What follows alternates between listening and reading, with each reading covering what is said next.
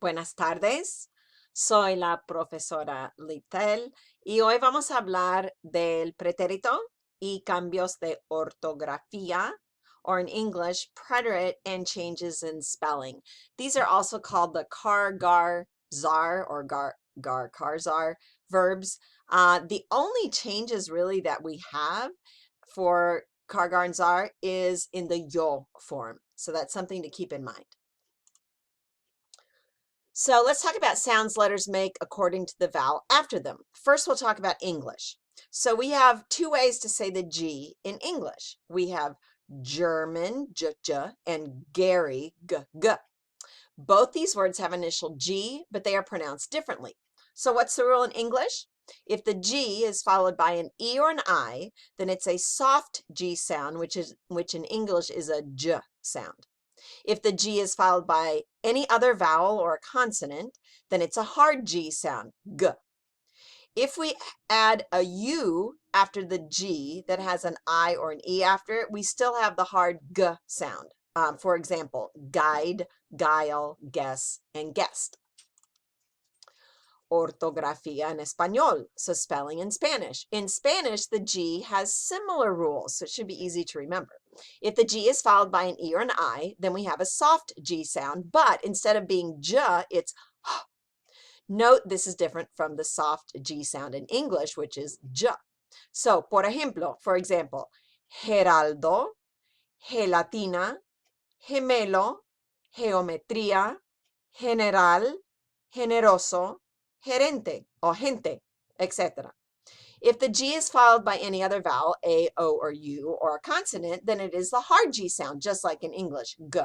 Por ejemplo, gordo, ganar, ganadería, gracias, goma, gota, golpe, etc. Now, it is true that the hard G sound in Spanish is a lot softer than the hard G sound in English, but that's just the two differences between the two languages. And also in Spanish, if we add a U to the G before an I or an E, we get the same hard G sound, just like we do in English. Guerrilla, guerra, guiso, guía, guitarra, etc. Verbos que terminan en G-A-R or gar.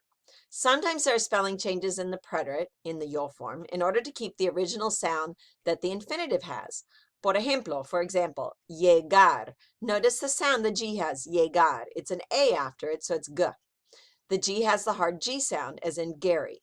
In Spanish, what is the sound for G in Gerardo? It is not the hard G, G. It's a soft G sound. The first person yo form for llegar is take off the AR, add an accented E. So how would you say this word right here? Double L-E-G-E accent. It's not llegué, it's yeje. So how do we make that with the G sound to maintain the same G sound in llegar, the infinitive? We're going to add a U, llegué. There's your rule for gar. Now we have the same sound as the G as we do in the infinitive. The rest of the conjugations, the tú, usted, él, ella, nosotros, vosotros, ustedes, ellos, do not need a U. Because all the other conjugations are going to have either an A or an O after them. So this is only for the yo form. So sounds letter make according to the vowel after them. Again, we're going to go back to English. We have the words city and cat. Both have an initial C, but the pronunciation is different. If the C is followed by an E or an I, does that sound familiar? The G was before an E or an I also. Then it has a soft S sound.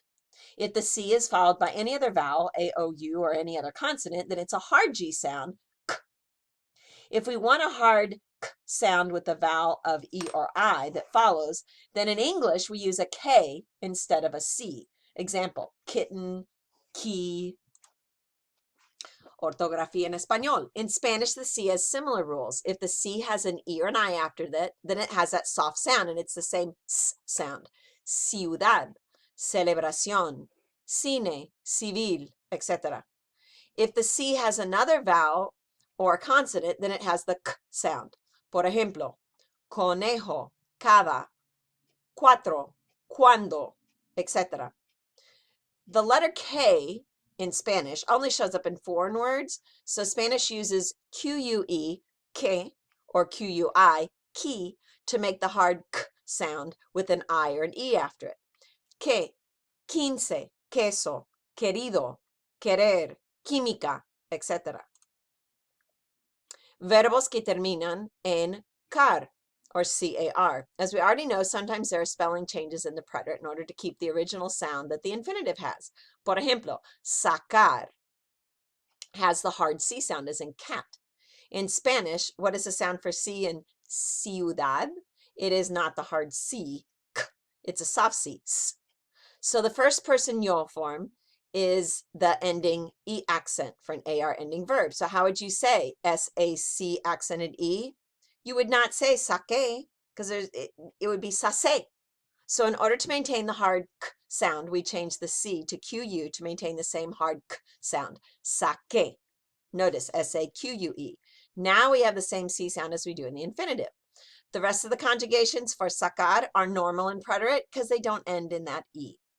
Only in the yo form do we have this change. Empezar and other verbs that end in sar, the zar, as in English. Sometimes there are just changes because letters don't go together. In English, we change the word leaf to leaves as we don't put S after F. It's just one of those rules.